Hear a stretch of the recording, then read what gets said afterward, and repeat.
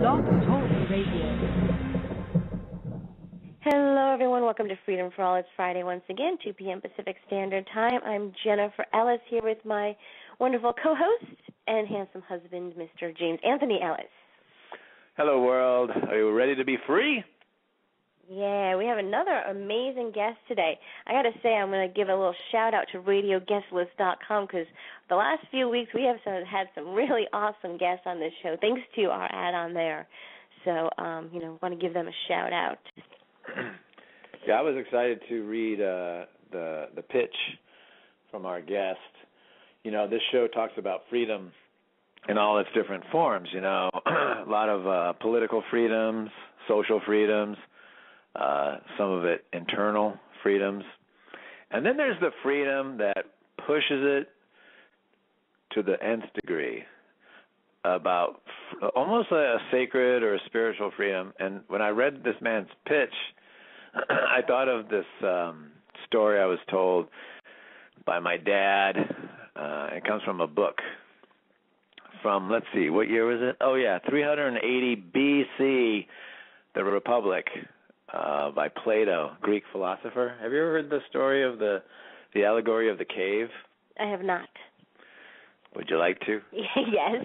Now, it's really simple. In the Republic, Plato talks about this cave. It's an allegory of people that are chained to a wall in a cave, and there's a flame or the sun behind them, and all they're able to see, since they're chained to this wall, are shadows against a wall. And that's their reality. The reality is these shadows dancing against the wall, and that's what they, that's how they define their life and reality.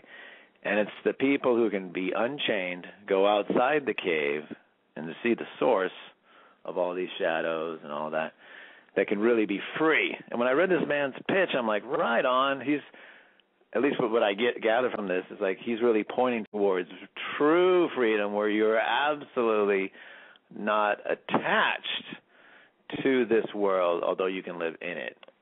Yeah, it's wonderful. We're really blessed to have him on the show, and I believe that you wanted to do the intro today. All right. So here we are. Our guest is Rahasya Poe. Like many seekers, Rahasya Poe possesses a mixture of life experiences that brought him full circle with himself. In 2003, he and his wife, Dara, wrote the 12 Spiritual Laws of Recovery and Meditations for the 12-Step Program. Rahasya recently appeared on PBS in the documentary A Wave of Compassion, which focuses on alternative ways to deal with addiction. He and his wife now publish Northern California's Lotus Guide magazine, which takes as its motto, helping to heal the world one community at a time. And it was during interviews for the magazine with cutting-edge thinkers, scientists, and healers such as Joe Dispenza, Bruce Lipton, Fred Allen Wolf, Gary Zukav, and Anne McTaggart that he found encouraging words to write the book, which documents some of the science and viewpoints of the neurological and social consequences of belief systems. Great stuff. Yeah, it's really great to have him on the show. So we're going to bring him in. I've lived in Northern California for over 10 years, and Lotus Guide is very, very well-known and popular there, very well-known. So let's welcome him to the show. Are you there? I am here. Thank you so much for joining us today. Absolutely. Thank you for having me. Super. So, we did I say your name right? Rahasya? Yes, you did. Oh, it awesome. usually gets butchered, but that's pretty good. All right. So, our show's about freedom, and from the pitch, I just really get that you take freedom to the nth degree. You say the first thing we need to do to escape from this prison is to realize that we are in a prison. Can you explain that a little bit? Yeah, this goes back to actually a story that was talked about by Gurdjieff. Gurdjieff was a Russian mystic philosopher, amongst other things. He said the first thing you have to do to escape from prison is to realize that you are in prison. And this is the most difficult thing to do in our society because everything supports the illusion of freedom. But just think about it. I mean, how free are we when you really get down to it? But really, to try to expand on the allegory of Plato just for a second here, one of the curious things is as they're all in the cave, one of them escapes the cave, goes outside, and learns about sunlight and what's causing the shadows, and it opens up a whole other world to him, and he realizes the illusion inside the cave. And when he goes back inside the cave and tries to talk to everybody and explain it to them, he can only use the terminology and the linguistics that was learned from the shadow world. And this is what we're basically up against in this world. When you really start talking about freedom, we're almost stuck with using the terms and the definitions of freedom. And a lot of those terms and definitions really aren't true. And when we get down to it, we just end up supporting this grand illusion. Yeah. What two-part question for this. How are we in a prison, and how are these freedoms that we think are freedom, how are they not truly free? Okay, well, give me a freedom that you're talking about. Freedom of speech. Freedom of speech. Well, now we have free speech zones. If you go to any major kind of demonstration, you'll notice that there's barricades now. And if somebody like a congressman is giving a talk and you go there and your group wants to demonstrate, they have a chain link fence set up, and it's a free speech zone. And you have to be careful not to speak too loud, and you can't go outside of that perimeter. So it's true, we do have free speech, but now it's limited.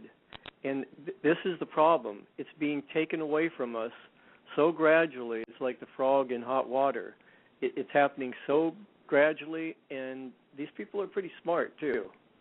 So that's just one example. Yeah, we had someone on last week that we talked about the right to bear arms, and it was around the same thing where things are just being taken away slowly and slowly. We lose less and less freedom. Yep. Well, for instance, we have the right to vote.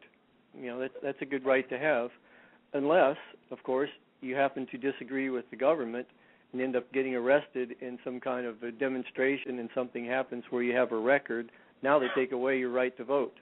So, we could talk about this over and over and over, but I think the thing that got me started down this, really the catalyst of all this, is I really like one-liner quotes. Benjamin Franklin was really good at this, Einstein.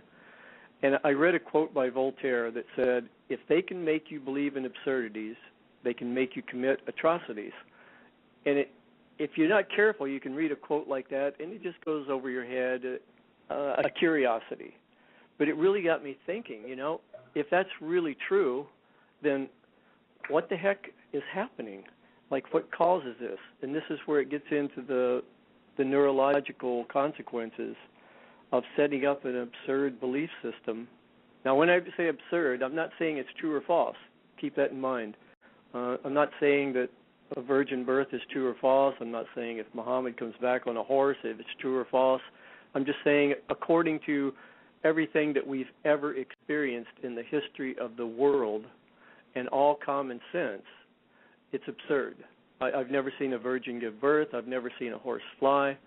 So if I set out to really indoctrinate, and it helps to get kids at a really young age to start doing this before they start thinking, because at that age you can start giving them answers before they start asking questions, and you're also removing a mental construct there that's really important if you're a researcher or a scientist. You've got to ask the right questions. But if you start giving a kid answers before they start asking questions, it sort of nullifies that mental process. And if you can indoctrinate them into believing this, what's going to happen as they grow up is they're going to have to discount all the science of aeronautics, air flight. They're going to have to discount most of the biological information. And by the time they do this, because you have to remember, for a belief to sustain itself, it needs to be believable. We really have to believe this stuff. And to do that, we're going to have to break enough neural synapses that's connecting to all this other information, science information, and even life experiences.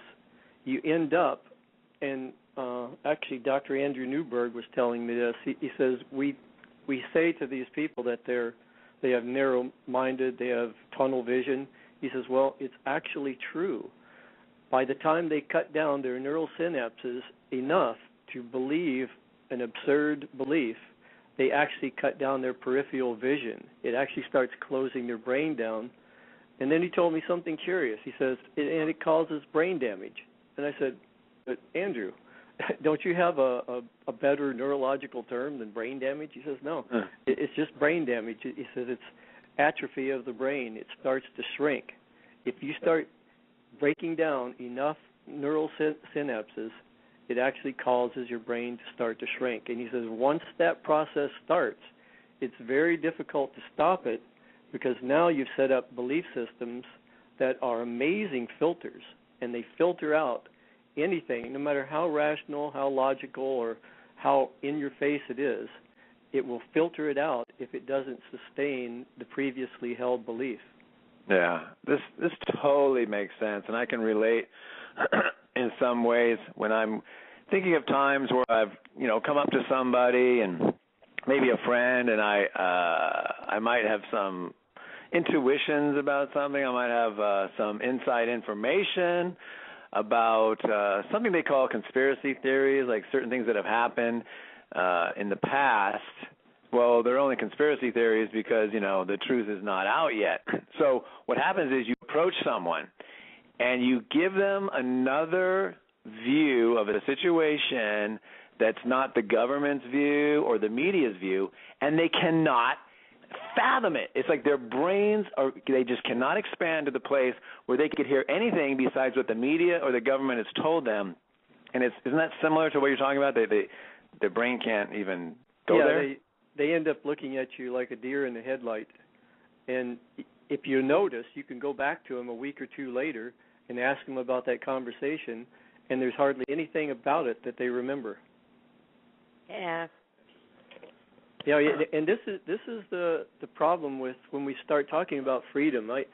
I believe that we're powerful spiritual beings, and that all of these institutions, whether it's religious or political, nationalism, we have been guided down this road to give away our freedoms. And that's actually what caused me to write the first book, The 12 Spiritual Laws of Recovery, because I was doing counseling for adolescents going through drug rehab. And I tell you, they could not resonate, the new kids, they could not resonate with the 12-step program because of the very first step, when you have to give all your power away and say that you are powerless. The kids that are being born, these past couple of generations, they know that they're not powerless. And this might have worked back in the 30s down at the mission with alcoholics, and it still works to some degree with people today. It's not that it's a bad program, but for the new generations, they don't respond well to giving away their power. And that's the reason the first law is what you resist persists. I had an addiction with methamphetamine during the 90s, and I tell you, it was really, really tough. And the only way that I could truly quit without saying, just for today, I'm saying no, and that would just drive me to drinking probably. The only way I could really quit was find something that I wanted more than the feeling that I got from speed. And what I found was through meditation a different consciousness, and I knew I couldn't have them both, so I embraced that whole addiction process and used it to transform myself to a completely different level. That was awesome. Just to complete a circle of thought here before we move on to another maybe line of questioning is, so in speaking of freedom, would you say, I guess what I hear from you is freedom is a sense of detachment and an open-minded curiosity to be aware of other paradigms and other realities. Would you agree, or does that sound right? Yeah. Yep. That's more of an inner freedom, and that perception again depends upon. I don't think we pay enough attention to how we open our minds and expand our minds, because a lot of what you're saying just now, it is true, but to do that depends upon having an open mind, and not just saying I have an open mind. A lot of people can really, really be deceptive. They'll tell you, yeah, I have an open mind. Tell me what you're talking about. You tell them, you can tell right away that their mind isn't open at all. Right. You had started to tell us a little bit about your first book, The 12 Spiritual Laws of Recovery and Meditations. I also wanted to ask you about your book, To Believe or Not to Believe. Mhm. Yeah, that book, like I say, came about because of the quote from Voltaire, because I wanted to know, why is it that on every battlefield, it doesn't matter what battlefield or what era of time, if you go out there and you start asking the soldiers that are in battle what their beliefs are, you're going to find some pretty outrageous and fanatical belief systems. And if you follow that back, that mindset, once you can convince a person to have this absurd thought, it's that same exact mental neural networking and cognitive process that it takes to convince this person to do things that they wouldn't normally do. This is something else the neuroscientist had explained to me.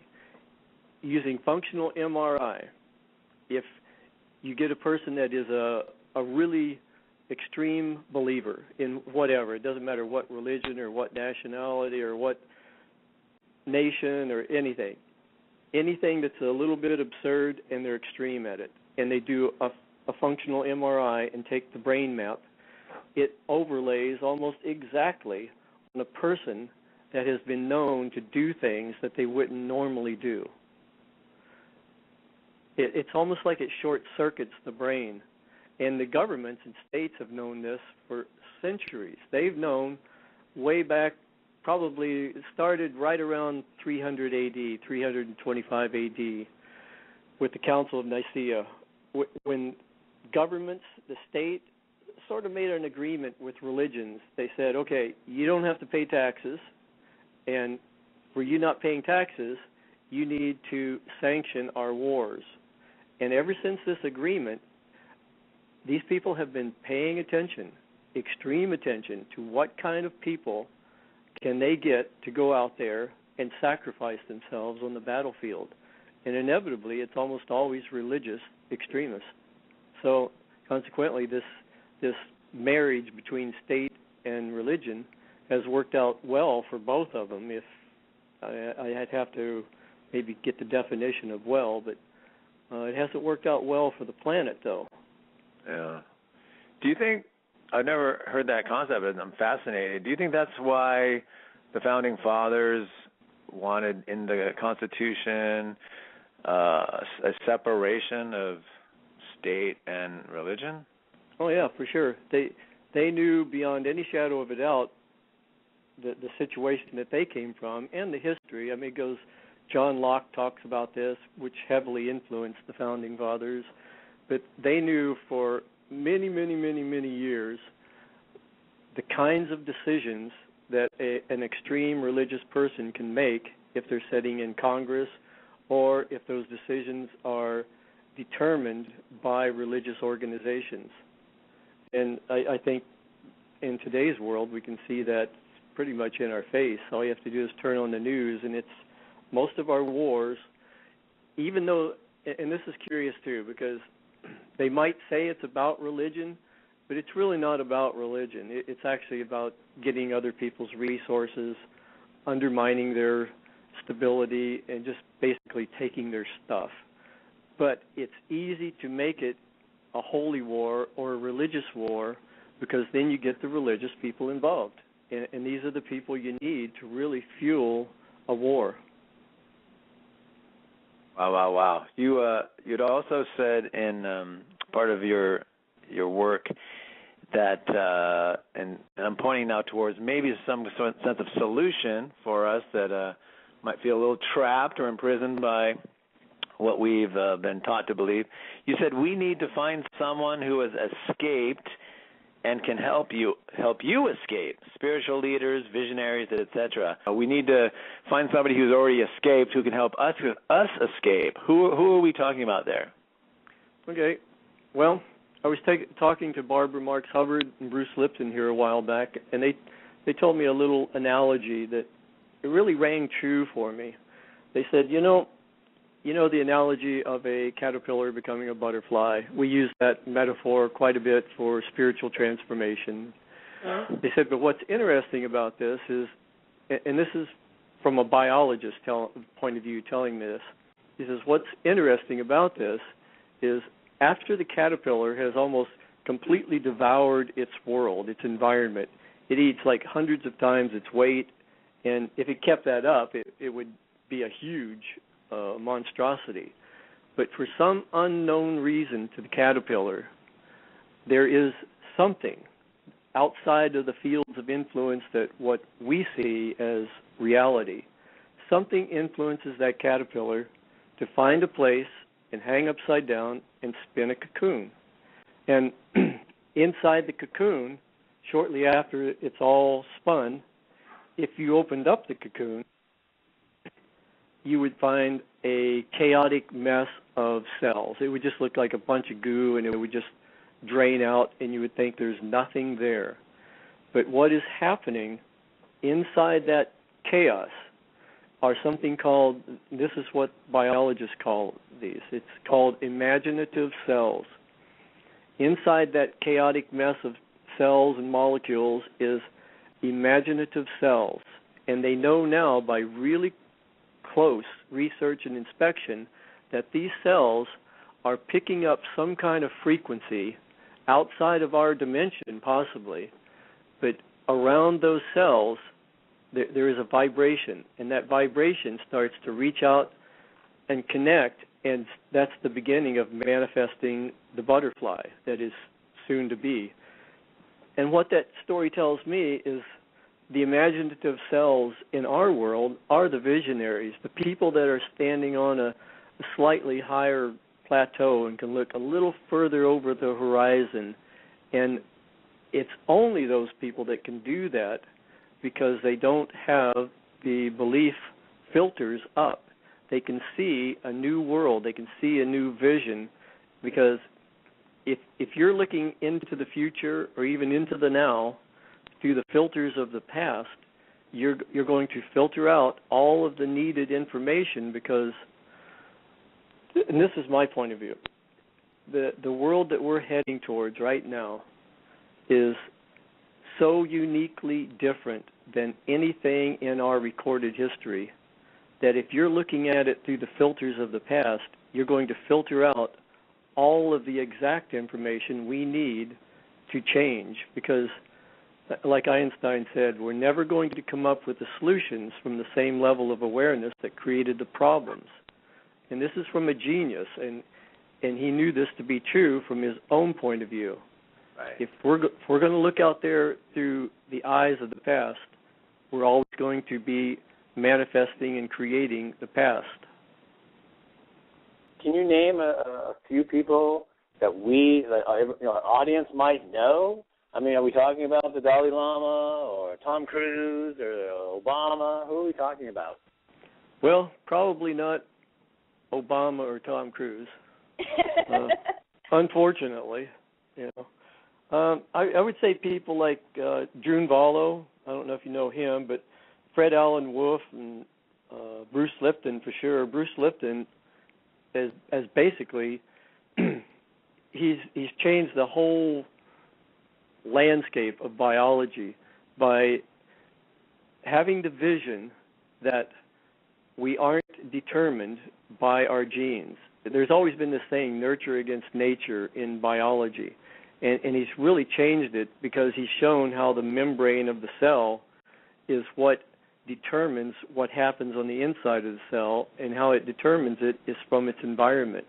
And since the environment is strictly energy, and our thoughts and emotions are also energy, he has shown how thoughts and emotions penetrate the walls of the cell and actually change our genetics.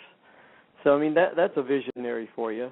And I think anybody's a visionary that can reach out beyond the academic traditional norm. Like, I just did a really interesting interview with John Anthony West, and he's the person that he took Schlemmer's work, which was done in Egypt on the pyramids and on the temples. He went to Egypt and he thought, you know what, the Sphinx has to be older than 4,000 BC. And when he started thinking about it, of course it's 4,000 BC because almost all of the archaeologists were Judeo-Muslim or Christian, and they were still going by the Usher mathematical thing that we were created on January 9th at 9 o'clock, 6,000 years ago. So consequently, almost all of the archaeological finds have been mapped and dated, and it can't be beyond that 4,000 mark. But he is looking at the Sphinx and noticed that the watermarks on the side of the walls were heavily done with torrential rains, and the last torrential rain in that area was 7,000 BC, and it would have taken 1,000 years to even do that. So that's the kind of visionaries I'm talking about, the kind of visionaries that aren't locked into traditional thinking. Because, I mean, look at our world. This is where traditional thinking has brought us. We're getting all of our Monsanto is taking charge of all of our food. The Federal Reserve is almost bankrupting the whole planet. Governments have just all but collapsed and become dysfunctional and even dangerous. Our world resources are completely depleted.